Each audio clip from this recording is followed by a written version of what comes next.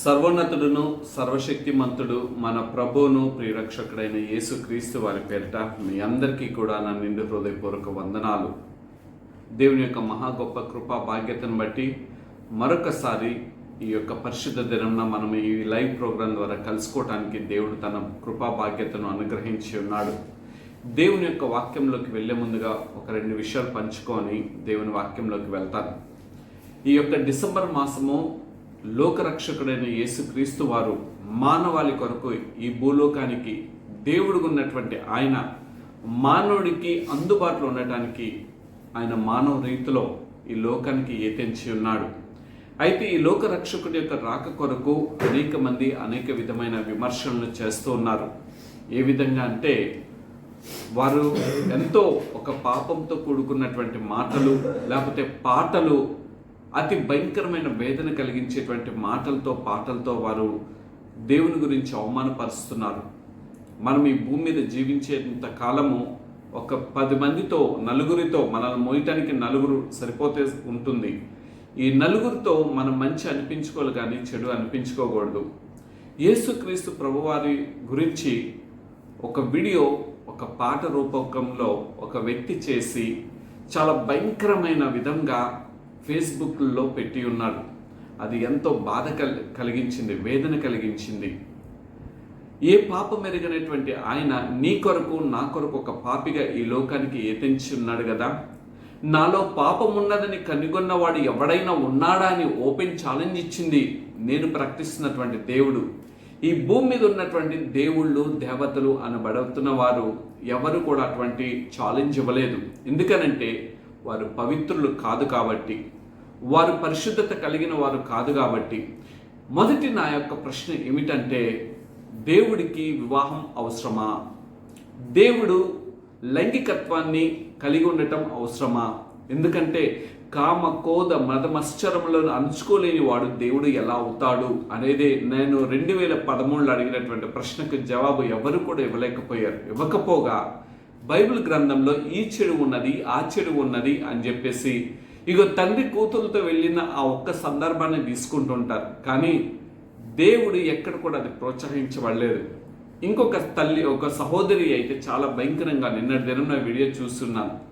America దేశంలో ఎక్కడో ఒక అబద్ధపు మాట, ఏదో ఒక చోట స్కూల్లో అంతా ఈ పరిశుద్ధ గ్రంథాన్ని బ్యాన్ చేసి ఉన్నారు. ఎందుకనంటే అందుట్లో వ్యభిచారం గురించి, రక్తాన్ని చిందించిన దాని గురించి అసహ్యమైన వాటిని ఉన్నది. ఎందుకు నా ప్రియ సహోదరి అటువంటి అబద్ధపు మాటలు? ఈ యొక్క పరిశుద్ధ గ్రంథము అమెరికా దేశంలో మాత్రమే కాదు, ఒకవేళ ఒక చోట అయి ఉండవచ్చేమో కానీ ప్రపంచవ్యాప్తంగా ఇప్పటివరకు ఏ గ్రంథం కూడా అమ్మబడినటువంటి అనేక లక్షల కోట్లాది మంది చదువుతున్నటువంటి పవిత్ర గ్రంథం గురించి ఆ విధంగా నువ్వు విమర్శించడం వలన నీకేం లాభం కలుగుతుంది? ఏ దినమైన క్రైస్తవుడు నీకు నష్టం వాటిల్లో చేసి ఉన్నాడా? నీ ఏ విధమైన ఏ దినమందైనా నీ ఇంట్లోకి వచ్చి నీ క్రైస్తవుడు ఏదైనా నీ ఇంట్లో నుండి దొంగిలించి వెళ్ళిపోయి ఉన్నాడా? ఒక నిత్య జీవాన్ని ప్రసాదించడం కొరకే కదా సత్యాన్ని అతను నీ కొరకు దైవ గ్రంథాన్ని బోధిస్తున్నది.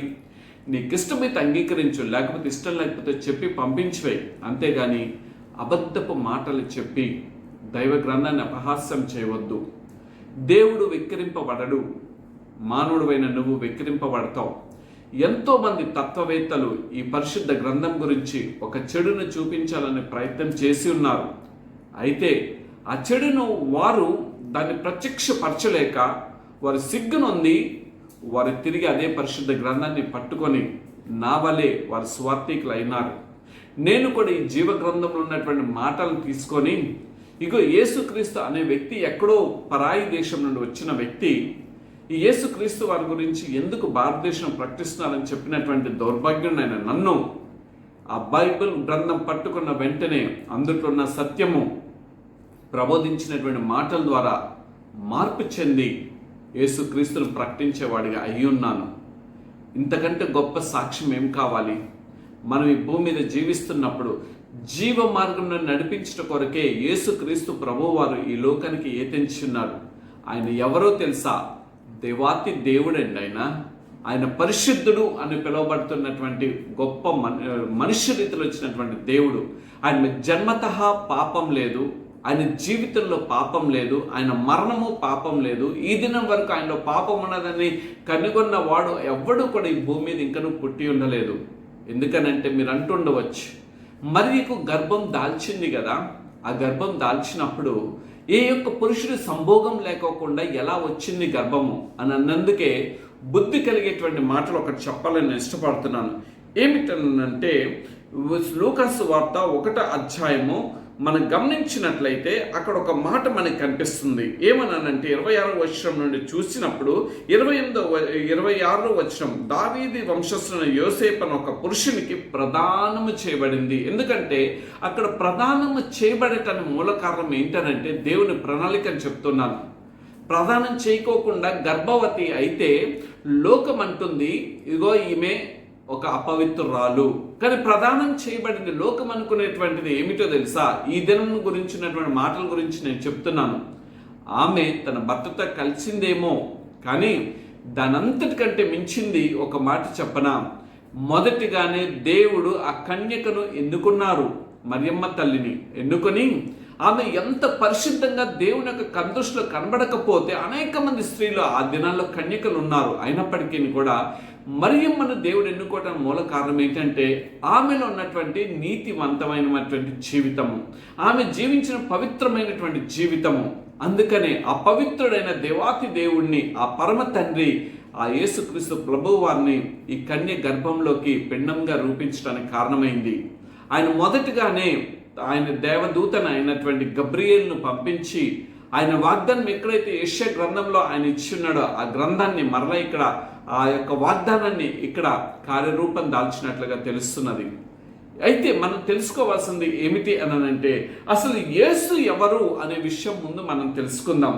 యేసు క్రీస్తు ప్రభువు వారు ఎవరు అనంటే ఆయన మొదటగా మనం తెలుసుకోవాల్సింది ఏంటంటే ఆయన దేవుని కుమారుడై ఉన్నాడు.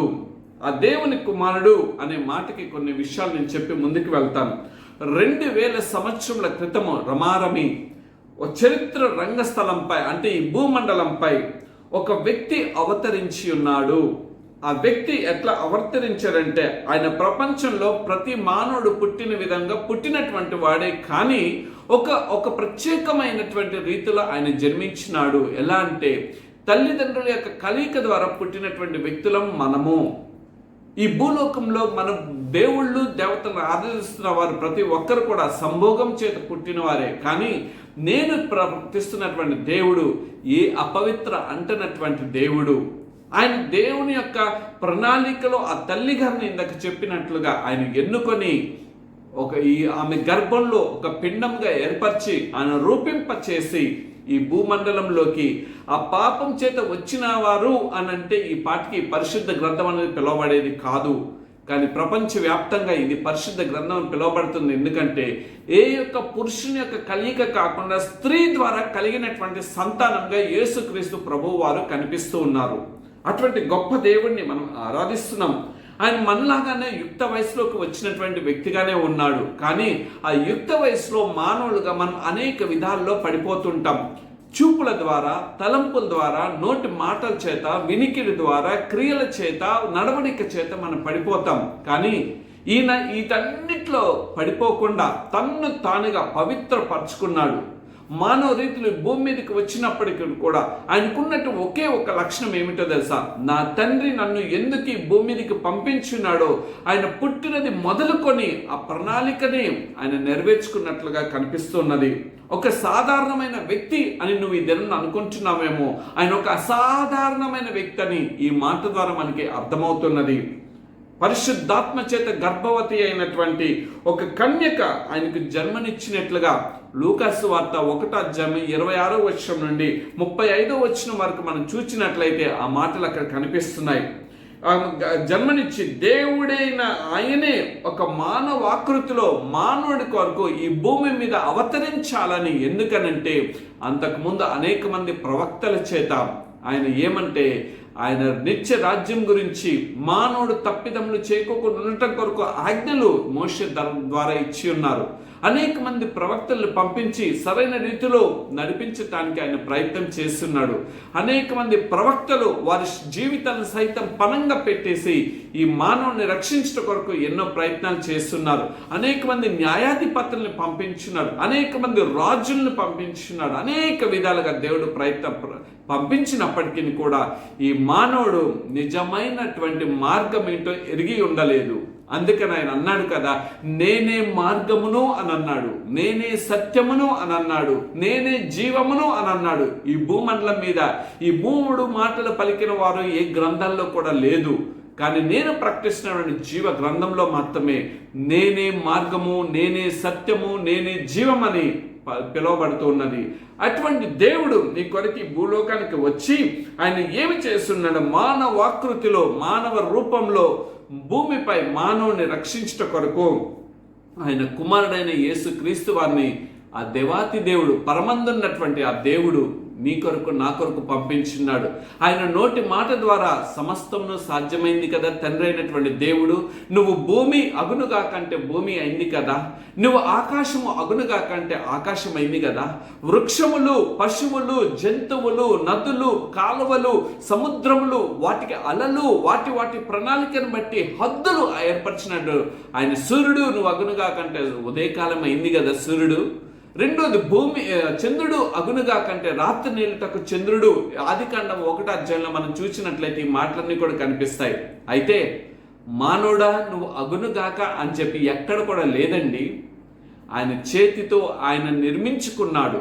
నా బిడ్డ నా హస్తాల్లో నాకు ఉండాలి, నా బిడ్డ నా పోలికను కలిగిన వాడిగా ఉండాలి, నా బిడ్డ నా వలే జీవించాలి, నా బిడ్డ నా కలే ఈ భూలోకంలో ఒక మంచి సాక్షిగా ఉండాలని ఏర్పరచుకొని ఆయన రూపాన్నిచ్చి ఆయన జీవవాయుని ప్రసాదించి ఆదాము గారిని చేస్తున్నాడు.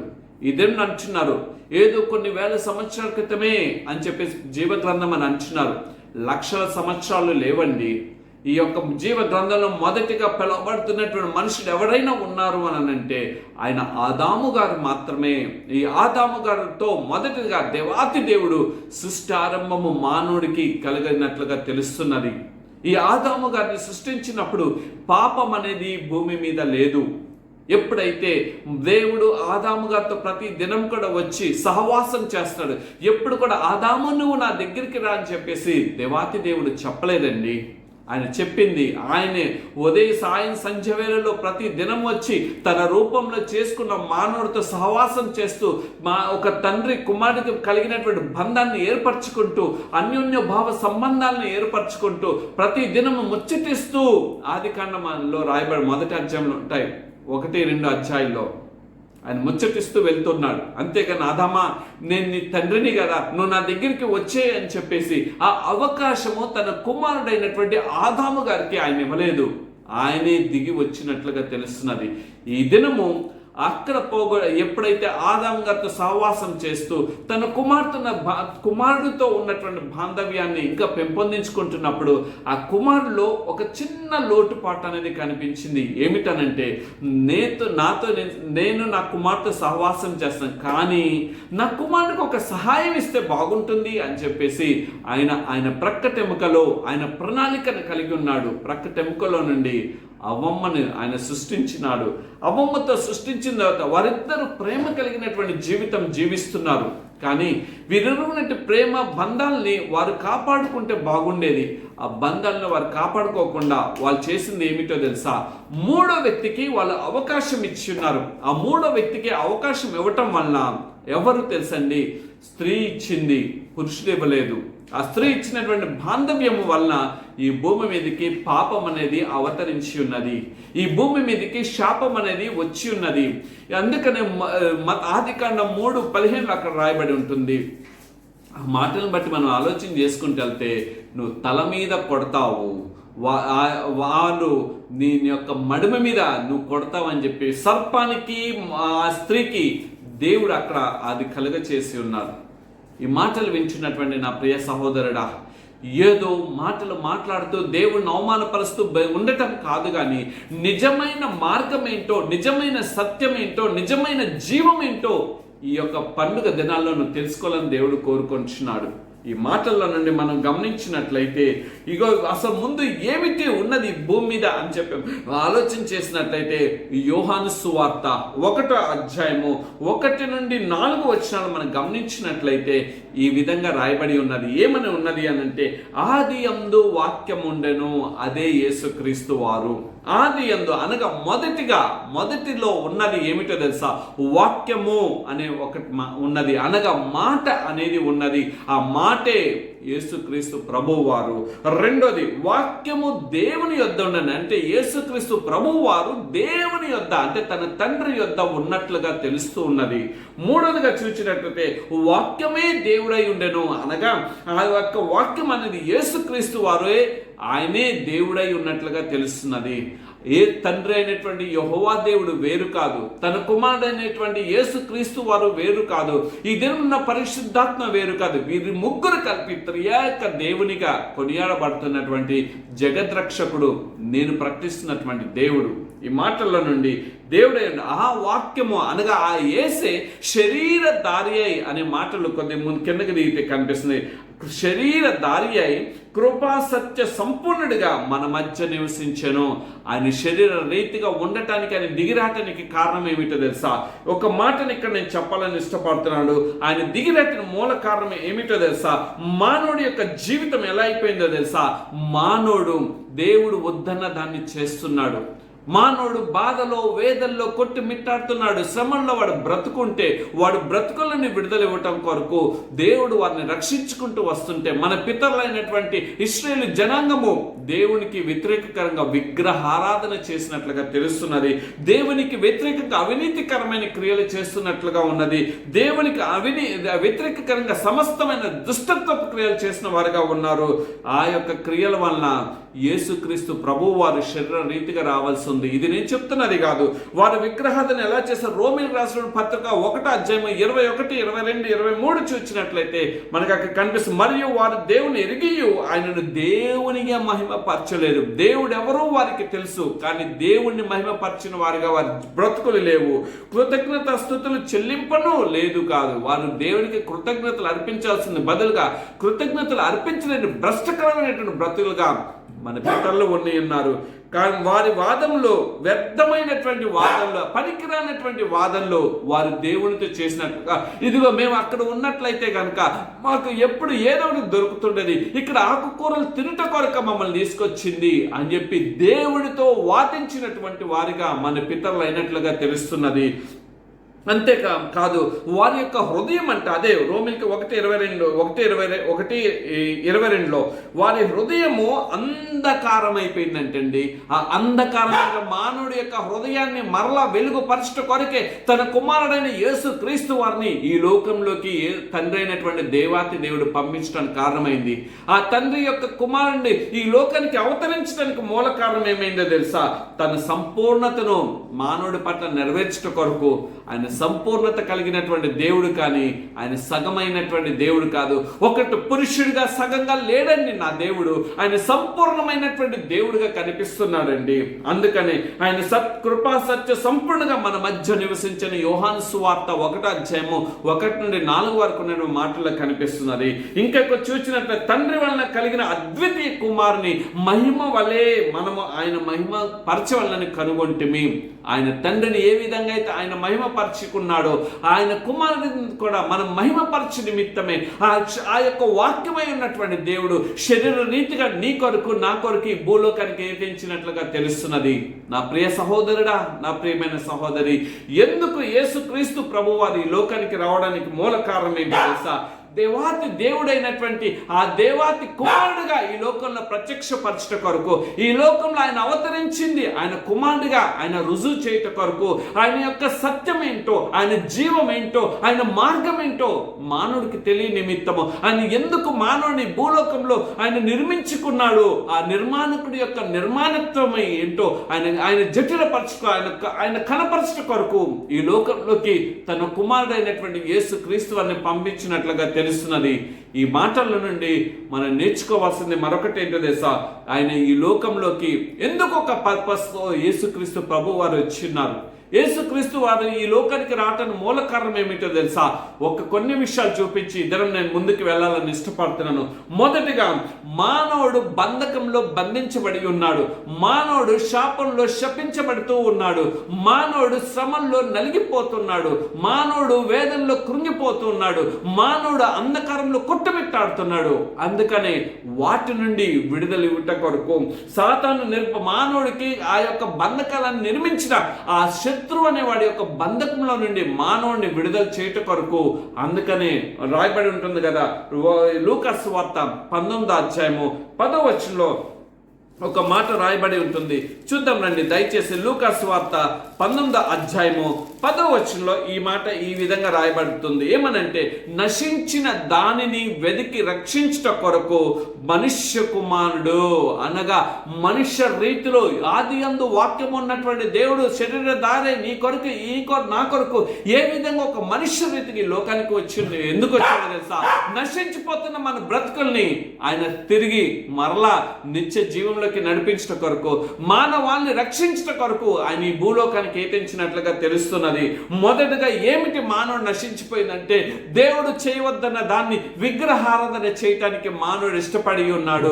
వారికి నిజమైన దేవుడు ఏంటో తెలుసు, సత్యమైన మార్గం ఏంటో తెలుసు, నీతి కలిగిన మార్గం ఏంటో తెలుసు. అయినప్పటికీ కూడా వీటిని విడిచిపెట్టి మానవుడు విగ్రహారాధన వైపు వెళ్ళిపోయి ఉన్నాడు. దేవుణ్ణి పూజించవలసింది బదులుగా దేవుణ్ణి పూజించుకోకుండా వాడు శత్రువుడు కాని వాటిని, ఏది వాడు నోరుండి పలకలేని వాటిని, కనులుండి చూడలేని వాటిని, నోరుండి పలకలేని వాటిని మానవుడు పూజిస్తుంటే, నిజమైన దేవుని విడిచిపెట్టినప్పుడు దేవునికి ఎంత గొప్ప బాధ కలుగుతుంది. నిన్ను నిర్మించినందుకు ఆయనకి ఎంత వేదన కలుగుతుంటది, నిన్ను నిర్మించినందుకు ఆయనకి ఎంత బాధ కలుగుతుంటది. ఇది నువ్వు గ్రహిస్తున్నావా? నా ప్రియ సహోదరుడా, నా ప్రియమైన సహోదరి, మొదటిగా నువ్వు ఎందులో ఉన్నావో ఒక మాట కూడా నేను చూపించాలని ఇష్టపడుతున్నాను. కొలసీలు రాసినటువంటి పత్రికలోకి వెళ్దాం. కొలసీలు రాసినటువంటి పత్రిక 1వ అధ్యాయంలోకి వెళ్ళినట్లయితే అక్కడ ఒక మాట కనిపిస్తుంది. 1వ అధ్యాయము చూద్దాం రండి. కొలసీలు రాసినటువంటి పత్రిక 1వ అధ్యాయము 13వ వచనంలో ఉంది. చూద్దాం 1:13 ఏమనుందంటే, ఆయన మన అంధకార సంబంధమైన అధికారంలో నుండి, అంధకారం అనేది భూమి మీద ఏలుబాటు చేస్తుంది, అంధకారంలో మానవుడు మగ్గిపోతున్నాడు, అంధకారంలో తేలి ఆడుతున్నాడు, అంధకారంలో నుండి మానవుడు బయటకు రాలేకపోతున్నాడు. అందుకని వాటిలో నుండి నా కుమార్తెని విడుదల చేయట కొరకు ఆయన కుమారుడైన యేసుక్రీస్తు వారిని తండ్రి అయినటువంటి దేవుడు పంపించినట్లుగా తెలుస్తున్నది. ఇక్కడ చూసిన అంధకార అధికారంలో నుండి విడుదల చేసి తాను ప్రేమించిన తన కుమారుని తాను అతిగా ప్రేమించిన తన కుమారుడైన యేసుక్రీస్తు వారిని ఆ యొక్క కుమారునిగా మనందరినీ కూడా రాజ్య నివాసులుగా చేయట కొరకు తన కుమారుడైనటువంటి యేసుక్రీస్తు వారిని ఈ లోకానికి పంపించినట్లుగా తెలుస్తున్నది. నువ్వు ఎందుకు యేసుక్రీస్తు వారు ఎక్కడో ఇశ్రాయేలు దేశానికి సంబంధించినటువంటి ఆ దేవుడు నువ్వు అంటున్నావా? కాదు. ఇదే మాట అపొస్తలుల కార్యము 10వ అధ్యాయం 36లో ఉంటుంది కదా. యేసుక్రీస్తు అందరికీ ప్రభు. ఆయన ఇశ్రాయేలు జనాంగానికే ప్రభువు కాదు, ఆయన యూదా వారికి దేవుడు కాదు, లేకపోతే ఆయన ప్రత్యేకంగా అమెరికా దేశానికే దేవుడు కాదు, ఆయన యూకేకే దేవుడు కాదు, లేకపోతే ఉన్నటువంటి ఆ 196 దేశాల్లో ఏదో కొన్ని దేశాలకే దేవుడు కాదండి. ఆయన అందరికీ దేవుడు అని చెప్పి ఓపెన్గా ఒప్పుకుంటున్నాడండి. ఆయన నేను నీ కొరకు వచ్చానయ్యా, నీ కొరకు ప్రాణం పెట్టడానికి. ఎందుకో తెలుసా? నేనుండు చోట్న మీరు ఉండు లాగునా అంటే మానవులమైన మనము కూడా ఆ నిత్య రాజ్యంలో మనము ఉండాలన్న ఉద్దేశంతోనే మానవుని సరిచేట కొరకు ముందుగా ఆయన ప్రవక్తలు పంపించినాడు. అయ్యా, నువ్వు జీవించవలసిన జీవితం అది కాదయ్యా, నువ్వు ఈ మార్గంలో జీవించాలని చెప్పినప్పుడు మానవుడు విన్నట్లుగా నటించాడు. మానవుడు విన్నట్లుగా కొంత రోజులు ఉన్నాడు. మరలా వాడి ప్రాచీన స్వభావం మరలా వాడిని పాపంలోకి తీసుకుని వెళ్ళిపోయింది. కానీ నువ్వు అలా ఉండకూడదని తన కుమారుడైన యేసుక్రీస్తు వారిని బలియాగం ఇచ్చుట కొరకు తన కుమారుని లోకానికి పంపించినట్లుగా తెలుస్తున్నది. రెండోదిగా ఆయన ఉద్దేశం ఈ లోకానికి రావటం రెండో ఉద్దేశం ఏంటంటే, తన ప్రాణాన్ని క్రయధనముగా నీ కొరకు నా కొరకు అర్పించుట కొరకు. మీరు మత్తయి సువార్త 20వ అధ్యాయం 28వ వచనంలో, అలాగే మనుష్య కుమారుడు పరిచారం చేయించుకొనుటకు రాలేదు కానీ పరిచారం చేయుటకును అనేకులకు ప్రతిగా విమోచన క్రయధనముగా. అనేకులకు ఆయన ఈ లోకంలో చూస్తే దేవుడి దగ్గరికి వెళ్ళి అయ్యా నేను వచ్చాను లెగు అని ఒక టైం పెట్టి గంట కొట్టి చేయటం కాదండి. నువ్వు అర్ధరాత్రి పిలిచినా, అపరాత్రిని పిలిచినా, మిట్ట మధ్యాహ్నం పిలిచినా, ఉదయకాల సమయంలో పిలిచినా, ఇదిగో నేనున్నానని చెప్పి జవాబిచ్చేటువంటి దేవుడు ఎవరో? నేను ప్రకటిస్తున్నటువంటి దేవుడే. అందుకని ఆయన పరిచారం చేయటకు ఆయన వచ్చి ఉన్నారు, కానీ పరిచారం చేయించుకోవడానికి రాలేదండి. ఈ దినం మనం పరిచారం చేయటానికైతే కొండలు గొట్టలు మోకాల మీద తలనీలాన్ని సమర్పించుకుంటూ ఎంతో చేస్తున్నాం కదా, కానీ నా దేవుడు అది అడగట్లేదండి. ఇదిగో నేను మీ కొరకు క్రయధనముగా నా జీవితం నర్పించట కొరకు. ఎందుకో తెలుసా? ఏ యొక్క రక్తం చేత మానవుడు పాపం చేస్తున్నాడు, ఏ యొక్క రక్తం చేత దేవునికి విరోధుడైపోయి ఉన్నాడు, ఏ యొక్క శరీర అవయభాగం ద్వారా వాడు విగ్రహారాధన చేస్తున్నాడు, ఏ యొక్క శరీర అవయవం ద్వారా అనీతికరమైన క్రియలు చేస్తున్నాడు, ఏ యొక్క శరీర క్రియల ద్వారా దుష్టత్వాన్ని మానవుడు కోరుకున్నాడు, ఆ దుష్టత్వం నుండి, ఆ అనీతికరమైన క్రియల నుండి, ఆ విగ్రహారాధన క్రియల నుండి ఇదిగో నిజమైన సత్య మార్గంలోకి నడిపించడం కొరకు, అదే నిజమైన జీవ మార్గంలోకి నడిపించడం కొరకు, అదే నిజమైన నీతికరమైన మార్గంలోకి నడిపించడం కొరకు తన కుమారుడైనటువంటి యేసుక్రీస్తు వారిని ఈ లోకానికి పంపించినట్లుగా మనకు తెలుస్తున్నది. ఆయన విమోచన క్రయం అంటే విడుదల ఇచ్చేటువంటి క్రయము అంటే బలైపోయేటువంటి కుమారుడిగా యేసుక్రీస్తు వారు ఈ లోకంలోకి నీ కొరకు నా కొరకు పంపించినట్లుగా తెలుస్తున్నది. మూడో విషయాన్ని మనం చూద్దాం. మన జీవితాల్లో ఉన్నటువంటి శత్రు యొక్క కార్యాలని లయపరచుట కొరకు. అందుకని ఉంటుంది కదా, 1 యోహాను పత్రిక 1వ అధ్యాయము 3వ అధ్యాయము 8వ వచనంలో రాయబడి ఉంటుంది, అపవాది మొదట నుండి పాపం చేయుచున్నాడు గనుక పాపం చేయువాడు అపవాది సంబంధి. నిజమే.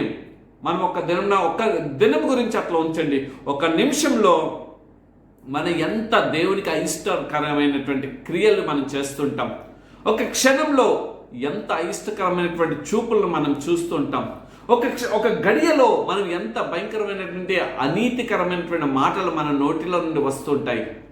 ఇదిగో ఆ పాప బంధకంలో బంధింపబడినటువంటి మానవుడు వాడికి సంబంధిగా అయిపోయినాడు. ఎందుకంటే వాడు అబద్ధానికి జనకుడు అని నా పరిశుద్ధ లేఖన గ్రంథం సెలవిస్తున్నది. ఆ జనకత్వంలో నుండి తన రక్తంలోకి ఆయన రక్తం ద్వారా విమోచన క్రయదానాన్ని అనుగ్రహించి మళ్ళా ఆయన రాజ్య నివాసులుగా మానవుని ఏర్పరచట కొరకు తన కుమారుడైన యేసుక్రీస్తు వారిని ఆ శత్రు యొక్క కోరలను అణిచివేసి వాడి తలని సిరులు ఆయన కొట్టివేసి ఈ దినం ఆ తోకాడిస్తున్నాడే, ఆ తోకను కూడా కత్తిరించట కొరకు మానవుడు ఆ బంధకం నుండి విడిపించి ఆయన రాజ్య నివాసులుగా, ఇంకను మానవుడికి ఇంతగా బోధిస్తున్నప్పటికీ కూడా ఇంకను అపవాది సంబంధిగా ఉంటే వాడు దేవుని యొక్క రాజ్య నివాసుడు కాదు.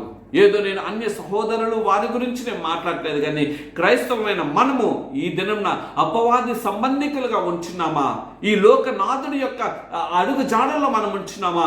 నిత్య రాజ్య సువార్తను ప్రకటించేటువంటి, నిత్య రాజ్యానికి మనం వారసులుగా చేసేటువంటి ఆ దేవుని మార్గంలో మనం జీవిస్తున్నామా? దేవుని యొక్క మాట మనకు చాలా తేటగా చెప్తుంది. చూడండి, అపవాది యొక్క క్రియలను లయపరచటకే దేవుని కుమారుడు ప్రత్యక్షమైన 1 యోహాను పత్రిక 3:8 అపవాది యొక్క క్రియలను లయపరచట కొరకే, అంటే వాడిని చుతక కొట్టట కొరకే తన కుమారుడైనటువంటి యేసుక్రీస్తు వారు ఈ లోకంలో ఆయన వచ్చినట్లుగా తెలుస్తున్నది. అపవాది యొక్క కోరల్లో ఉంచున్నావా, లేకపోతే క్రీస్తు యొక్క మార్గంలో జీవిస్తున్నావా? క్రీస్తు యొక్క మార్గంలోకి రావట కొరకే తన యొక్క రక్తము అనగా ప్రాణాన్ని నీ కొరకు నా కొరకు ఆయన బలి ఇచ్చి ఉన్నాడు కదా. ఆ బలి ఇవ్వటం కొరకే ఆయన ఎవరైనా సరే నువ్వు మామూలుగా నిన్ను వచ్చి చంపేస్తాను అని అంటే నువ్వు పారిపోయి దాక్కుంటావు కదా. మన యొక్క స్వభావం అది, మనం దాక్కుంటాం కదా. కానీ యేసుక్రీస్తు ప్రభువారు ఇదిగో ఆయన నిన్ను చంపేస్తామనంటే ముందుగానే ప్రవక్తల ద్వారా దేవాతి దేవుడు ఆయన ముందుగానే ప్రిపేర్ చేయించి తన కుమారుని పంపించి ఆ కుమారుడి ద్వారా నీకు రక్షణ కలిగించట కొరకు, నీకు సౌభాగ్యాన్ని ఏర్పరచట కొరకు, ఆ నిత్య జీవాన్ని ప్రసాదించట కొరకు ఆయన ప్రత్యక్షతను తన కుమారుడి ద్వారా ఆయన నెరవేర్చుకున్నాడు కదా. అయితే నువ్వు ఇంకనూ కూడా సాతాను క్రియల్ని నీ జీవితంలో ఉంచుకుంటున్నావా? ఆ క్రియల నుండి బయటికి రా, ఆ క్రియల నుండి నువ్వు వెలుపలికి రా. ఆ వెలుపలికి వచ్చినట్లయితే దేవుని యొక్క ప్రత్యక్షతను మనం చూడగలుగుతాం. అప్పటి వరకు కూడా అంధకారమైనటువంటి ప్రత్యక్షతలు, ఒక మాట చెప్పనా, లోకానుసారంగా ఒక మాట ఉంది, నిజమే. అది కూడా మేడి పండు చూడ మేలిమయుండు, పొట్ట విప్పి చూడ పురుగులుండు. మేడి పండు పైన చూచినట్లయితే అది ఎంతగానో అది మేలిమిగా కనిపిస్తుంది, కానీ దాని కడుపు విప్పి చూస్తే దాని చుట్టూ కూడా పురుగులుంటాయి. ఇగో బయట ఉన్నటువంటి లోకం అనే రమ్యత అది నీ జీవితానికి అంత ఆహ్లాద కలిగిస్తుంటది. ఇదిగో నేను ఇప్పుడు కాక ఇంకా ఎప్పుడు ఎంజాయ్ చేస్తూ ఉండాలి, ఇప్పుడే కదా నా జీవితం ఉన్నది, నా జీవితాన్ని ఇప్పుడు కనుక నేను పాడు చేసుకుంటే వివాహం అయిపోయిన తర్వాత ఒకరికే నేను సబండ్ అయ్యాలా, let me enjoy my life, let me drink, let me smoke అని చెప్పి ఇద్దరు యవ్వన బిడ్డలు ఎంత భయంకరమైన పరిస్థితుల్లోకి వెళ్ళిపోతున్నారు. 19, 15, 16 సంవత్సరాల వయసు ఉన్నటువంటి ఆడపిల్లలు ఈ దినంన చైన్ స్మోకర్స్ గా తయారైపోతున్నారు. ఈ 16, 17, 18 సంవత్సరాలు ఉన్నటువంటి ఈ వయస్కులు ఉన్నటువంటి మగపిల్లలు, ఆడపిల్లలు వాళ్ళ కన్యత్వాన్ని పోగొట్టుకుంటున్నారు. ఇది ఎవరి ద్వారా తెలుసా? సాత అంధకారమైనటువంటి క్రియలకు మానవుడు దొరికిపోతున్నాడు కాబట్టి వాడు మానవుడిని ఆడుకుంటూ ఉన్నాడు. ఆ ఆడుకుంటున్నటువంటి బ్రతుకు అంధకార క్రియల నుండి బయటకి నన్ను తీసుకురావటం కొరకే తన కుమారుడైనటువంటి యేసుక్రీస్తు వారిని వారి యొక్క తలను నరికివేయట కొరకే యేసుక్రీస్తు వారిని తండ్రి అయినటువంటి దేవుడు ఈ లోకానికి పంపించినట్లుగా తెలుస్తున్నది. 4వ విషయంలోకి వెళ్దాం. మనకు నిత్య జీవాన్ని ఇవ్వటం కొరకు యేసుక్రీస్తు ప్రభు వారి లోకానికి వచ్చింది. ఇది నేను చెప్పటం కాదండి, రండి చూపిస్తాం. 1వ యోహాను పత్రికలోకి వెళ్దాం. 1వ యోహాను పత్రిక 5వ అధ్యాయం 11, 12 ఈ విధంగా అసాక్ష్యం ఏంటనగా దేవుడు మనకు నిత్య జీవము దయచేసను. దేవుడు మనకి ఏం చేశాడండి? నిత్య జీవము. నీ కొరకు నా కొరకు, ఇదిగో ఈ నరకాగ్నిలో కాలిపోవటం కొరకు ఒక మాట చెప్పాలని అనుకుంటున్నాం. మేడి పండు చూడ మేల్మై. మొదట ఒక వ్యక్తి బయలుదేరి వెళ్తూ ఉండగా ఈ పరలోక రాజ్యాన్ని చూపిస్తాను అన్నప్పుడు ఆ పరలోకాన్ని చూసి వచ్చినటువంటి ఒక వ్యక్తి, ఒక దైవజనుడు రాసినటువంటి మాట, వెళ్తూ ఉండగా ఒక చోట మంచి పబ్గా అది ఎంజాయ్మెంట్ అంతా కూడా కనిపిస్తున్నది. ఆహా, what's a wonderful enjoyment here. అక్కడ చూస్తుంటే ఏదో ఒక చిన్న లైట్ కనిపిస్తుంది. అది ఏంటయ్యా అని అంటే అది పరలోకము అని అన్నారు. అంటే ఇరుకు మార్గం కాబట్టి. అయితే ముందుకు వెళ్తూ ఉన్నాడు. ఇదేంటి, నేను మంచి ఎంజాయ్ఫుల్ లైఫ్ను వదిలిపెట్టి ఎక్కడో చిన్న దీపం మీద కనిపిస్తుంది దాని వైపు వెళ్తున్నాను అనుకున్నాడు. అట్లా ముందుకు వెళ్ళిన తర్వాత ఇదిగోయ్యా ఇక్కడికి వచ్చిన తర్వాత ఈ కష్టమైన పరిస్థితుల్లోకి నువ్వు వచ్చి ఉన్నావు, ఇదిగో నిత్య జీవం నీ కొరకు దాచబడింది అని అంటే అదేంటిది అని అన్నాడు. అక్కడ చూస్తుంటే మంటలు మండిపోతున్నాయి, శరీరాలు కాలిపోతున్నప్పుడు ఆహాకారాలు వినిపిస్తున్నాయి. అదేనయ్యా నువ్వు అక్కడ చూసావు కదా, that is the promo of this. ఆ హెల్కి ఇది ప్రోమో అని చెప్పేసి. ఇద్దరు నీ మాటలు వింటున్నాను నా ప్రియ సహోదరుడా. ఈ లోకం అనే ప్రోమో నిన్ను కామకత్వానికి, నీ జీవితాన్ని నాశనం చేయడానికి నిన్ను ప్రేరేపితం చేస్తుంది. బట్ నువ్వు ఎప్పుడైతే ఈ లోకాన్ని జయిస్తావో, నా యేసుక్రీస్తు ప్రభు వారు ఏ విధంగా జయించారో మనము జయించినట్లయితే నీ కొరకు ఆ నిత్య రాజ్యం దాచిపడుతుంటుంది. అందుకని దేవుడు మనకు నిత్య జీవం దయచేసింది. జీవము ఆయన కుమారుని అందుంది.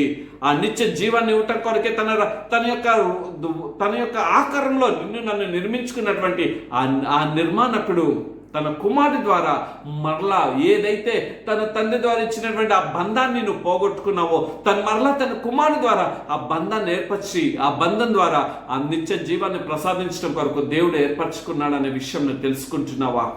ఇంకా కొద్ది ముందుకెళ్దాం. దేవుని కుమారుని అంగీకరించేవాడు జీవము గలవాడు. ఎవరైతే దేవుని యొక్క కుమారుని అంగీకరిస్తావో, ఇద్దరిని మాట ఎందుకు నేను ప్రత్యేకంగా చెప్పాలని ఇష్టపడుతున్నానంటే, ఇద్దరిలో యేసుక్రీస్తు ప్రభువారు ఒక ప్రవక్త అనే వాళ్ళు ఉన్నారు, ఆయన ఒక మనుషుడు అనే వ్యక్తులు ఉన్నారు, ఇంకొకరైతే ఇంకొక విధంగా మాట్లాడుతున్న మాటలు ఉన్నాయి. కానీ ఈయన ఎవరో తెలుసండి, నిజమైన మాట ఇది, ఆయన దేవుని యొక్క కుమారుడు. అది అంటే దేవుని యొక్క కుమారుడు, ఆయన దేవుడై ఉన్నాడు. ఎందుకో తెలుసా? ఏ పాపం ఎరగనటువంటి పవిత్ర మూర్తి ఆయన. కాబట్టి ఆ దేవుని కుమారుడు ఆయన అంగీకరించేవాడు జీవము కలిగిన వాడిగా ఉన్నాడు. రెండవదిగా దేవుని కుమారుడిని అంగీకరింపని వాడు జీవము లేనివాడు. అనగా ఈ లోక సంబంధమైనటువంటి క్రియలు చేసుకుంటూ దేవునికి అయిష్టమైన మార్గంలో జీవిస్తూ దేవుణ్ణి దుఃఖపరుస్తున్నట్లయితే నీలో జీవమున్నదని నువ్వు అనుకుంటున్నావేమో, నువ్వు జీవం కలిగిన వాడివి కాదు, నువ్వు మృతునితో సమానము. అందుకని ఒక మాట ఉంటుంది కదా ఈ యొక్క పరిశుద్ధ గ్రంథంలో, మనుషుడి యొక్క మార్గము ఎలాంటిదో తెలుసండి. వాడు నేను జీవంలో నడుస్తున్నాను అని అనుకుంటాడు, తుదుకు అది ఎక్కడ తీసుకెళ్తుంది తెలుసా? మరణానికి తీసుకుని వెళ్తుంది. కాబట్టి నువ్వు జీవిస్తున్నటువంటి జీవితం అది యథార్థమైనదో, దేవునికి ఇష్టమైన మార్గమో కాదో అది గుర్తెరగాలనంటే దేవుని పాదాల చెంత చేరితే తప్ప నువ్వు అది తెలుసుకోలేవు. ఆ నిత్య జీవం నువ్వు ప్రసాదించట కొరకు తన కుమారుడైనటువంటి యేసు క్రీస్తు వారిని తండ్రి అయినటువంటి దేవుని ఈ లోకానికి పంపించినట్లుగా తెలుస్తున్నది. ఇంకా ముందుకెళ్ళినట్లయితే ఇదే యోహాను సువార్త ఎలా పంపించాడో తెలుసండి, ఎందు నిమిత్తం పంపించాడో తెలుసండి. యోహాను సువార్త 3వ అధ్యాయం 16-17 చూసినట్లయితే మనకు ఒక మాట అక్కడ కనిపిస్తున్నది. ఏంటో తెలుసా? దేవుడు లోకమును ఎంతో ప్రేమించెను కాగా తన అద్వితీయ కుమారుని యందు విశ్వాసం ఉంచి ప్రతి వాడును నశింపక నిత్య జీవం పొందుట కొరకు, అనగా నీవు నిత్య జీవాన్ని పొందాలి అనంటే దేవుని మార్గం తప్ప వేరే మార్గం నీకంటూ లేదు. నువ్వు వెళ్ళిపోయి కొండలు గుట్టలు ఎక్కవచ్చు, ఎన్నో దినాలు ఉపవాసం చేయవచ్చు, ఎంతో వ్రతమును పాటించవచ్చు, ఒక ప్రత్యేకించబడిన వాడిగా ఉండవచ్చు. But when there is no love, దేవుని యందు ప్రేమ లేకపోతే నువ్వు వ్యర్థుడవు అని ప్రకటించిన జీవ గ్రంథమైనది ఈ పరిశుద్ధ గ్రంథం తప్ప వేరే ఏది కూడా కాదు. నువ్వు దేవుణ్ణి ప్రేమించినట్లయితే ఆయన జీవ మార్గాన్ని నువ్వు కనుగొంటావు. దేవుణ్ణి ప్రేమింపని వాడవైతే నువ్వు అంధకారమైనటువంటి మార్గాన్ని నువ్వు కనుగొంటావు. అందుకని నీలో అనిత్య జీవాన్ని ఇవ్వటం కొరకు తన కుమారుడిని యేసు క్రీస్తు వారిని ఈ లోకంలోకి పంపించింది. ఎవరి జీవ మార్గాన్ని కనుక్కుంటారు తెలుసండి? యోహాను సువార్త 10వ అధ్యాయం 10వ వచనంలో అక్కడ ఒక మాట రాయబడి ఉంటుంది కదా. ఆ మాటను మనం ఒక నిమిషం చూసుకుందాం. 10వ అధ్యాయం 10వ వచనంలో ఈ మాట ఈ విధంగా రాయబడి ఉన్నది. ఏమనంటే, దొంగతనమును నా హత్యను నాశనం చేయటకు వచ్చును గాని మరి దేనికి రాడు, గొర్రెలకు జీవము కలుగుటకు, అది సమృద్ధిగా కలుగుటకు నేను వచ్చి తినని మీతో నిశ్చయముగా. ఆయన దేని కొరకు వచ్చాడు తెలుసండి? నీకు నిత్య జీవాన్ని కలుగజేయటం కొరకు. ఆయన గొర్రెవైనటువంటి నీవు, ఇదన్న లోకం అంటుంది నిన్ను గొర్రె, పర్వాలేదు, గొర్రె లాంటి వారమే మనం. నిజంగా సింహాలైతే ఈ దినము ప్రపంచం మొత్తము క్రైస్తవుడి యొక్క పాదాల కింద అణిగిపోయి ఉండేవారు. కానీ దేవుడు టిట్ ఫర్ టాటం లేదండి. నీకు ఒక చెంప కొడితే రెండో చెంప ఇమ్మని అన్నాడని. అట్లా ఇవ్వబట్టే ఈ దిన నీ చేతుల్లో ఇదిగో ఈ సెల్ ఫోన్ ఉంది. ఈ దిన నువ్వు ఒక మాటను చదవగలుగుతున్నావంటే, ఒక పుస్తకం అనేది నీ జీవితంలో వచ్చిందంటే, ఈ దిన నీకు ఒక కళ్ళజోడు వచ్చిందంటే, ఈ దిన ఒక వెలుతురును నువ్వు చూడగలుగుతున్నావంటే ఆ భక్తులు చేసినటువంటి త్యాగమే. ఎక్కడో పరాయి దేశం నుండి వచ్చింది కదా, ఇది మన దేశం సంబంధించింది కాదు, ఇదిగో మీరు వెళ్ళిపోండి, మీరు ఇశ్రాయేల్ మీ దేశం అని చెప్పి ఇదిగో హేళన చేస్తున్న నా ప్రియ సహోదరుడు, నా ప్రియమైన సహోదరి, దేవుడు అంటున్నాడు. ఈ ఇద్దరున్న క్రైస్తవుడు లోకానికి ఒక వెలుగుగా ఉన్నాడు. క్రైస్తవుడు లోకానికి ఒక ఉప్పుగా ఇచ్చి ఉన్నాడు. ఆ ఉప్పుగా వచ్చి ఉన్నాడు కాబట్టి ఇద్దరు నన్ను జీవిస్తున్నావు. అది నువ్వు తెలుస్తున్నదా? సతీఘ సహగనంతో భర్త చనిపోతే భార్యను కూడా మంటలు వేసి తగలబెట్టే పాడు లోకంలో ఉన్నటువంటి భారతదేశంలో అటువంటి చట్టాన్ని తీసివేసి, కాదు, భర్త పోయిన భార్యకు ఒక ఇండిపెండెన్స్ లైఫ్ ఇవ్వటం కొరకే ఎవరో తెలుసండి, విలియం కేరీ గారు ఎంత త్యాగం చేస్తున్నాడు. ఎంతో మంది అవమానాలు, ఎంతో మంది మా యొక్క పద్ధతులను మార్చివేస్తారు, ఈ ధర్మాన్ని తీసేస్తున్నారు అన్నప్పటికీ కూడా కాదు, ఇది దేవుడు ఇచ్చినటువంటి జీవం.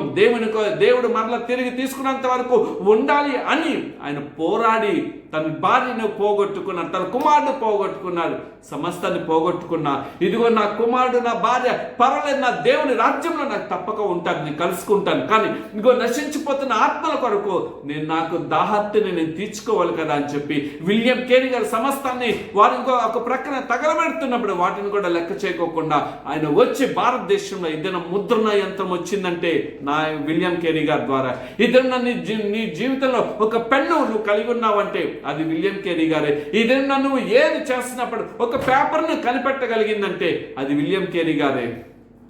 దేవుడు నీ కొరకు ఒక జీవ మార్గాన్ని ఏర్పరిచినాడు, తన భక్తుల ద్వారా ఆయన కలుగజేసినాడు.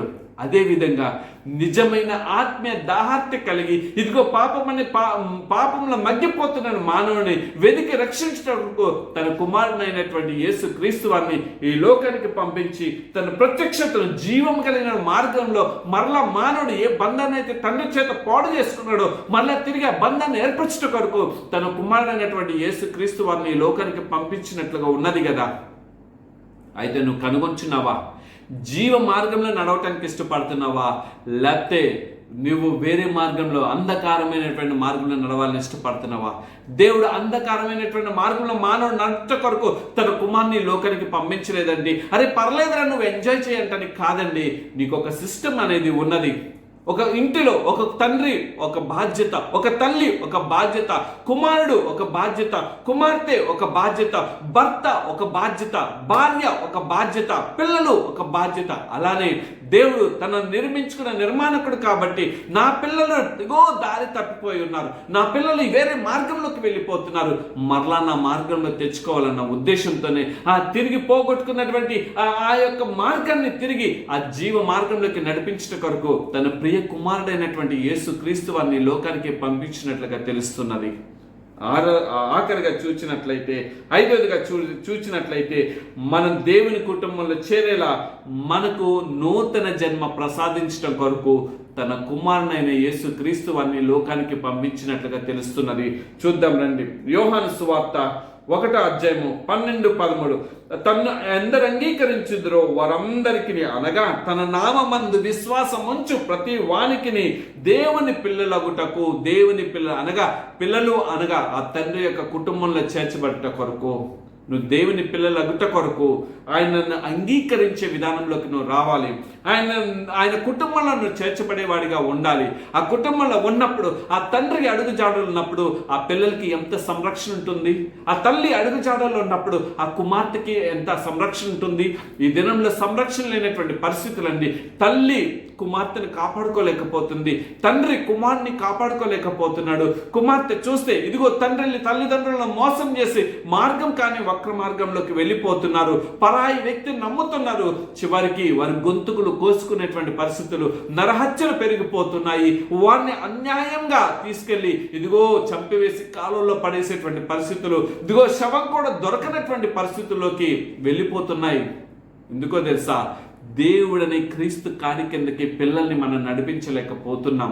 ఈ దినం మన పిల్లలు మార్గం తప్పిపోయి, ఈ దినంలో చాలా వేదనకరమైనటువంటి మాట ఏమిటో తెలుసా?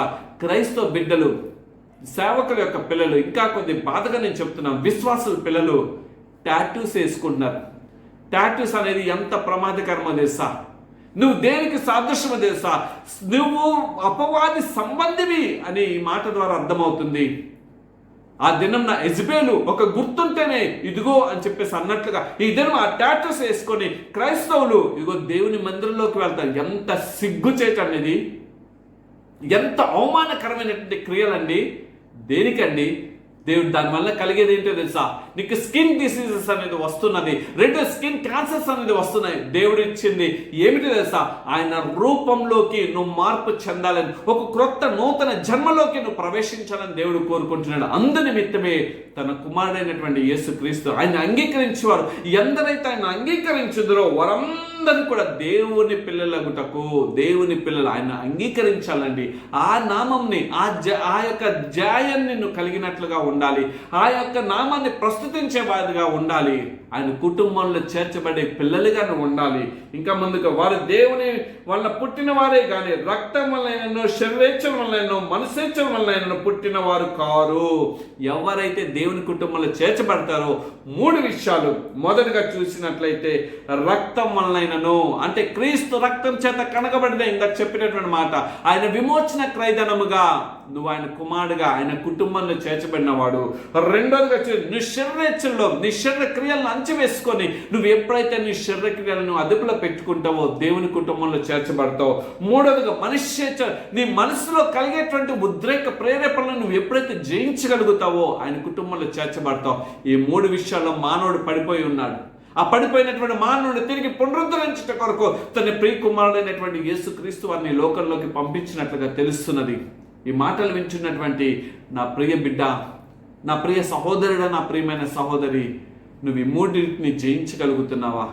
నువ్వు దేవుని రక్తంలో కనకబడ్డావు, నేను బాప్తిసం తీసుకున్నాను, నిన్ను ఇదిగో ప్రతి ఆదివారం సమయంలో ప్రభు బల్లారాధన నేను సమీపిస్తున్నాను. But really have you changed your life? ఇచ్చే మార్పును చేసుకున్నావా? ఏ విషయంలో తప్పిపోయావు? శరీరేచ్ఛలో తప్పిపోయావో, రక్తం విషయంలో తప్పిపోయావో, అంటే నీ రక్తం చేత నువ్వు చేసిన పాప దోషముల నుండి, మూడోదిగా నీ శరీరేచ్ఛల నుండి, మూడోదిగా నీ మనసేచ్ఛల నుండి. నీ మనసు నిన్ను ప్రేరేపిస్తుంటుంది, పర్వాలేదని ఇది చెయ్యాలి. కాదు, ఈ 3ని జయించాలి. నేను ప్రకటిస్తున్నటువంటి దేవుడు, నేను నేను నేను సువార్త ప్రకటిస్తున్నటువంటి నా దేవుడు ఈ మూడిటిని జయించి ఉన్నాడు. అందుకని ఆయన పవిత్రుడైనటువంటి దేవుడిగా పిలువబడుతున్నాడు. ఆయన బిడ్డలమైనటువంటి మనము కూడా ఈ మూడిటిని జయించాలన్న ఉద్దేశంతో ఒక నూతన జన్మ నీకు నాకు ప్రసాదించాలనే దేవుడు తన కుమారుడైనటువంటి యేసు క్రీస్తు వారిని లోకానికి పంపించినట్లుగా తెలుస్తున్నది.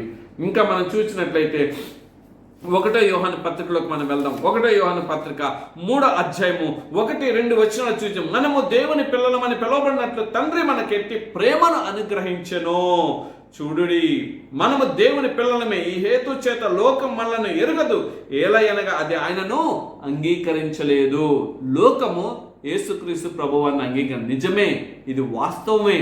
ఇదన్నా ఇంత సత్యమైన మాటలు, ఇంత జీవం కలిగినటువంటి మాటలు, ఇంత మనస్సేచ్ఛను నువ్వు గెలుపొంది దేవుని కొరకు నిలబడాలనేటువంటి మాట నిశ్చయంలో నువ్వు చంపి వేస్తున్నటువంటి ఆ యొక్క ఆలోచన అన్నింటినీ చంపేసుకొని నువ్వు నిలబెట్ట కొరకు ఇస్తే, అది ప్రకటించడం కొరకే తన కుమారుడైనటువంటి యేసుక్రీస్తు వారిని లోకంలోకి పంపిస్తే ఇదేనా మానవుడు అది గ్రహించలేకపోతున్నాడు. పర్వాలేదు, నాకు ఈ వయసు ఉన్నది, నా వయసు ఇంకా 20 సంవత్సరంలే, ఇంకా నా వయసు 25 సంవత్సరంలే అనుకుంటూ ఈ లోకంలో ఉన్నటువంటి ఇదిగో ఈ యొక్క నా యొక్క టెంప్టేషన్స్ కి నేను బలైపోయినా పర్లేదు. Let me enjoy my life, where I will go after the death I don't want, but what I am here now, let me enjoy the life, whatever enjoyment I want to enjoy life. నేను గత వారంలో కూడా చెప్పి ఉన్నాను, ఒక చిన్న బిడ్డ అండి, ఆ పాపను చూస్తుంటే చెప్పకూడదు కానీ పేర్లు 19 సంవత్సరాలు కూడా ఉండవు. తల్లి తండ్రి ఈ మార్గం మంచిది కాదమ్మానంటే ఇంట్లో నుండి బయటకు వచ్చింది. ఈరోజు స్మోకర్గా అయిపోయిందండి, ఒక తాగుబోతుడు అయిపోయిందండి. ఎంత వేదన తల్లిదండ్రులు. ఆ తల్లి ఆ తండ్రి కన్నందుకు ఆ కుమార్తె ఇచ్చేటువంటి బహుమానం అదేనా? నిన్ను కన్నా నీ తల్లిదండ్రులకు నువ్వు ఇచ్చేటువంటి బహుమానమా? నిన్ను సృష్టించిన నిర్మాణకుడికి ఒక కుమారుడు ఒక కుమార్తెగా మనం ఇచ్చేటువంటి బహుమానం అదేనా? నీ దేహాన్ని నువ్వు కాపాడుకోవాలి కదా. నీ దేహాన్ని నువ్వు కాపాడుకున్నప్పుడు నీ ఆత్మను నువ్వు రక్షించుకోగలుగుతావు కదా. నీ దేహాన్ని కాపాడుకోకపోతే నువ్వు ఎలా కాపాడుకోగలుగుతావు? యేసుక్రీస్తు ప్రభువారు తన దేహాన్ని కాపాడుకున్న పరిశుద్ధంగా జీవించాడు. నువ్వు కూడా పవిత్రంగా పరిశుద్ధంగా జీవించడం కొరకే ఎలా జీవించాలో మాదిరికరతను చూపించున్నాడు కదా. అయితే నువ్వేం చేస్తున్నావు? ఈ దినంన ఏం చేస్తున్నావు? ఆయన కుటుంబంలో చేర్చబడాలనే ఒక దుఃఖాక్రాంతుడై ఈ పండుగ దినాల్లో ఏంటి ఈయన దుఃఖాక్రాంతుడు అంటే, అందరూ సంబరాలు నూతన వస్త్రాలు ధరించుకొని పప్పులు తిండిలు చేసుకొని ఎగో మంచి ఆహారం తింటావు. అది మంచిదే, నేను కాదన్ను. కానీ నువ్వు అన్నిటికంటే చేయవలసింది ఏంటో తెలుసా?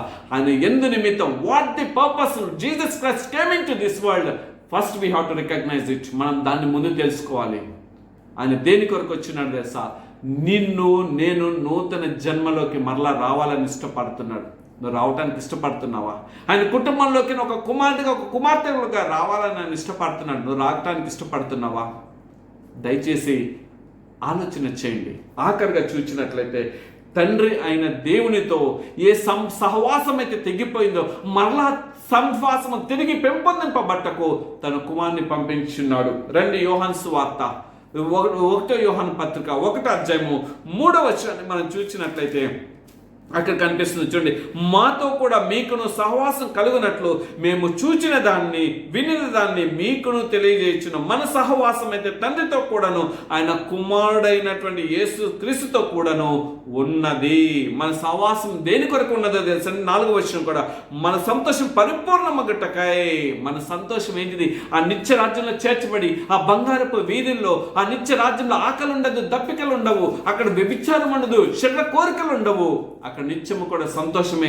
దేవుని స్తుతించడం, దేవుని ఆరాధించడం మన జీవితము. ఆ 1000 ఏళ్ల పాలనలో దేవుని కొరకు మనం ఎంత ఆనందంగా ఆయనతో జీవించగలుగుతాం. నువ్వు దేవునితో సహవాసం మనము ఆయనతో సహవాసం కలిగినట్లు మనము చూచిన దాన్ని, అనగా దేవుడు చూపించినటువంటి ఆశ్చర్యమైన క్రియలు నీ జీవితంలో లేవా? ఎప్పుడో నువ్వు చనిపోవలసిన వాడు. ఇంకో విషయం, నాకు ఏమి హెల్త్ ప్రాబ్లం, కానీ నీ ముందు ఎంత హెల్దీ పర్సన్స్ 2019, 20, 21 3 సంవత్సరాలు కోవిడ్తో చనిపోయి ఉన్నారు. వాళ్ళు ఏమైనా బలహీనులా? నీకంటే శక్తిహీనులు, నాకంటే శక్తి కలిగిన వారు. అలాంటి వారు విడిచిపెట్టలేదా? But there is a purpose. నీ పట్ల ఒక గురి కలిగి ఉన్నాడు దేవుడు. ఏమిటో తెలుసా? నిన్ను ఆయన సహవాసంలోకి నిన్ను నడిపించాలని. ఇగో వారిని మాదిరికరంగా నీ ముందు ఎందుకు ఉంచున్నాడు తెలుసా? ఆ మాదిరి ద్వారా నువ్వు నిత్య రాజ్యంలోకి చేర్చబడాలని, ఆ మాదిరి ద్వారా అనేక మందికి నువ్వు రక్షణ సువార్తను ప్రకటించాలని, ఎందు నిమిత్తం యేసుక్రీస్తు వారు ఈ లోకానికి వచ్చినాడో నువ్వు తెలియచేయట కొరకు దేవుడు ఇంకా ఉంచున్నాడనే విషయం తెలుసుకుంటున్నావా? లేకపోతే దేవునితో పని లేదని నువ్వు అనుకుంటున్నావా? నా ప్రియ సహోదరుడా, నా ప్రియమైన సహోదరి, ఈ మాటల ద్వారా ఒక్కటి చెప్పి నేను ముగిస్తాను. దేవుడు వచ్చిన ఉద్దేశాన్ని తెలుసుకో. యేసుక్రీస్తు ప్రభు వారు వచ్చిన ఉద్దేశాన్ని ఏదో ఆయన అట్లా పుట్టాడు ఇట్లా పుట్టాడు ఈ పిచ్చి మాటలు మానేసే ఈ దినానికైనా ఆయన వచ్చిన పర్పస్ ఏంటో తెలుసుకో. ఆయన ఒక పవిత్రుడుగా వచ్చాడు, పవిత్రమైన జీవితం జీవించాడు, ఒక పవిత్రుడుగా మార్గాన్ని చూపించి వెళ్ళి ఉన్నాడు. ఆ పవిత్రమైన మార్గంలో నువ్వు నేను పయనించాలని కోరుకుంటున్నాడు. అదే that is the call true Christmas. అదే నిజమైన క్రిస్మస్. ఆయన ఆరాధించడం అంటే అదేనండి. ఇదిగో విడిచిపెట్టే ఏదైతే భోగ భాగ్యాలు ఉన్నాయో వాటిని విడిచిపెట్టు, ఏదైతే పాప మార్గాలు ప్రేరేపితం చేస్తున్న వాటిని విడిచిపెట్టు, ఏదైతే నీకులో ఉన్నటువంటి అంధకార క్రియలు ఉన్నాయో వాటిని విడిచిపెట్టు, దేవుని కొరకు జీవించు. అదే నిజమైన క్రిస్మస్. అంతేగాని నూతన వస్త్రాలు వేసుకొని, బంధువుల్ని పిలుచుకొని, పిండి వంటలు వేసుకొని, ఇంత వేలాది రూపాయలు బట్టలు కొనుక్కున్నాను. నీకున్న స్థితిగతిని బట్టి మంచిదే. ఒక్క మాట చెప్తాను, నీ ముందు ఎంతమంది సరైన వస్త్రం లేకుండా ఉన్నారు? అనేక సార్లు పిలిపించున్నాను. ఆర్గనైజేషన్ ద్వారా మాకేదో పేరు రావాలని కాదు, ఈ విధంగా సహవాసం కొంతమందిని పండుగ దినాల్లో ఆనందపరుద్దాం.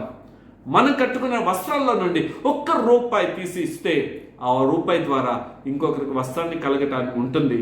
సహాయం చేయండి అని అంటే ఎవ్వరు కూడా ముందుకు రాలేదు. అయినా దేవుడు విడిచిపెట్టలేదు. చేయగలిగినటువంటి బాధ్యత భాగ్యము దేవుడు నాకు ఇస్తున్న కొలది చేసుకుంటూ వెళ్తున్నాను. కానీ నీకు కూడా నిజమైనటువంటి ఉపవాసం అంటే తల్లిదండ్రులు లేని వారిని విధవరాలి పట్ల అని చెప్పి పరిశుద్ధ లేఖన గ్రంథం సెలవిస్తున్నది కదా. యాకోబు పత్రిక 1వ అధ్యాయం, ఇది చూపించి నేను ముగిస్తాను, చాలా సమయం అయింది. యాకోబు పత్రిక 1:27 ఒకసారి చూద్దామండి. యాకోబు పత్రిక 1:27 ఆ మాటలను చూసుకొని మనం ఈ దినాన్ని ముగించుకుందాం. 1:27 ఏమని ఉందంటే, తండ్రి అయిన దేవుని ఎదుట పవిత్రమును నిష్కలంకమునైన భక్తి ఏదనగా, నీ నిజమైన క్రిస్మస్ భక్తి ఏమిటో తెలుసా? Underline this point. ఏంటో తెలుసా? దిక్కులేని పిల్లలను, నెంబర్ 1 దిక్కులేని పిల్లలను, రెండోది విధవరాండ్రను వారి ఇబ్బందులు పరామర్శించుటయు ఇహలోక మాల్యం తనకు అంటకుండా తన్ను తాను కాపాడుకుంటాయే వారిని ఆదరించాలి, వారిని తక్కువ చేర్చుకోవాలి, నీకున్న దాని నుండి కొంత వారికి ఇవ్వాలి. అదే క్రిస్మస్ అండి. యేసుక్రీస్తు ప్రభు వారు ఏది కూడా దాచుకోలేదండి. ఆయన సమస్తాన్ని ఇచ్చివేశాడు కదా. నువ్వేమిస్తున్నావు? నీ ఆస్తిపాస్తులు మన దేవుడు కోరుకోవట్లేదండి. నీకుంది కదా ₹1,00,00,000 ఇచ్చేయి అని అనుకోలేదండి. మాసిదోనియ సంఘం చూసినట్లయితే వాడు కడు బీదలే, కానీ ఈ దినానికి కొన్ని వేల సంవత్సరాలను ఇంకా చెప్పుకోవడానికి మూల కారణం ఏంటో తెలుసా? వాళ్ళు కలిగినంతా తీసుకొచ్చి వారు అపొస్తలుల పాదాల దగ్గర పెట్టేశారు, అంటే దేవుడికి ఇచ్చేశారండి. అందుకనే వారు గొప్ప సంఘంగా ఉంది. ఈ దినం నువ్వేమై ఉన్నావు? నీకు కలిగిన దాంట్లో నుండి ఒక ₹1,000 అంటే ₹1,000 అడుక్కుంటున్నాడు అని అంటావు, కానీ ఆ ₹1,000 ద్వారా ఎంత గొప్ప మేలు జరుగుతుందని ఎప్పుడైనా ఆలోచించేసావా? ఇప్పుడు పండుగ దినాల్లో మనం అటువంటి హృదయం కలిగినట్లుగా, అదే నిజమైన క్రిస్మస్ అని మనం గుర్తెరిగినట్లుగా దేవుడు మన హృదయాలందరి హృదయాలు తెరుచునుగాక. ఆమె చిన్న ప్రార్థన చేసుకొని ముగించుకుందాం. సర్వోన్నతుడా, సర్వశక్తిమంతుడా, మా గొప్ప ప్రియ పరలోకపు తండ్రి, క్రిస్మస్ అనగా ఆరాధన. అయ్యా, మా హృదయాలతో మిమ్మల్ని ఆరాధించాలి, మా కలిగిన దానిలో నుండి మిమ్మల్ని ఆరాధించాలి, మా మనసు ద్వారా మిమ్మల్ని ఆరాధించాలి, మా శరీరాన్ని సమస్తం అంధకార క్రియల నుండి విడుదల పొందుకు నూతనత్వాన్ని కలిగి మిమ్మల్ని ఆరాధించాలన్నదే అదే నిజమైన క్రిస్మస్ అని మాకు ప్రబోధించి ఉన్నారు. మీరు ఎందుకొరకు మీ కుమారుడైన యేసుక్రీస్తు వారిని ఈ లోకానికి పంపించున్నారు, మీ ఉద్దేశం ఏమై ఉన్నదో మాకు తెలియచేస్తున్నారు. మీ ఉద్దేశాన్ని మేము తెలుసుకొని ముందు కొనసాగలిగే కృపా బాధ్యత మాకు దయచేయమని మీ కృప కలిగిన హస్తాలకు మమ్మల్ని మేము అప్పగించుకుంటూ, ఆయా మీ బిడ్డలు ఎంతో నాయన ఆసక్తితో ఈ మాటలు విన్నారు. ఈ మాటల ద్వారా వారిని బలపరచండి. ఈ మాటల ద్వారా వారి జీవితంలో ఒక నూతన కార్యం చేయమని మీ కృప కలిగిన హస్తాలకి అప్పగించుకుంటూ, నాయన విన్న ప్రతి వారి జీవితంలో మీ మహిమ కలిగిన కార్యములను జరిగించమని నా ప్రభువును ప్రియరక్షకుడైన యేసుక్రీస్తు వారి పేరిట ఈ ప్రార్థన అడుగుచున్నాం తండ్రి. ఆమేన్. తండ్రి దయ, కుమారుని ప్రేమ, పరిశుద్ధాత్మ అన్యోన్య సహవాసం మనందరికీ తోడయండి. నిజమైన క్రిస్మస్ లో ఉన్న ఆనందాన్ని దేవుడు మనందరికీ దయచేయునుగాక. Amen, amen, amen. మంచిది నా ప్రియ సహోదరుడా, నా ప్రియమైన సహోదరి. ఈ క్రిస్మస్ పండుగ దినాల్లో కొంత దేవుని వాక్యాన్ని కఠినంగా ఉందేమో, కానీ దయతో నన్ను క్షమించండి. ఎవరి మీద నాకు కోపం లేదు, కానీ నిజమైన క్రిస్మస్ యొక్క ఆ యొక్క సందర్భం ఏంటో దేవుడు నా హృదయంలో పెట్టిన ఆ మంటను రగిల్చుకున్న ఆ వాడిగా నేను ముందు పొందుపరిచాను, అంతే తప్ప కోపతాపాలు ఎవరి మీద లేవు. ఒకవేళ మీ మనసును గాయపరిచినట్లు నన్ను దయతో క్షమించండి. కానీ నిజమైన క్రిస్మస్ ఆరాధికులుగా ఈ క్రిస్మస్ దినాల్లో మనం ఉండాలని, మనలో ఉన్నటువంటి ఆ యొక్క 7 క్రియలు మనలో నుండి బయటకు తీసివేసుకోవాలని దేవుడు ఆశపడుతున్నాడు. అటువంటి కృపాభాగ్యత మనందరికీ దేవుడు దయచేయను గాక. ఆమె మీరు మా కొరకు మా పరిచర్ల గురించి మీ అనుదిన ప్రార్థనలో జ్ఞాపకం చేసుకోమని మీ ప్రార్థన సహాయ సహకారాలు కోరుకుంటున్న మీ యొక్క ఆత్మీయ సహోదరుడు Kalapala Sanjay. Thank you very much. God bless you all. షలో.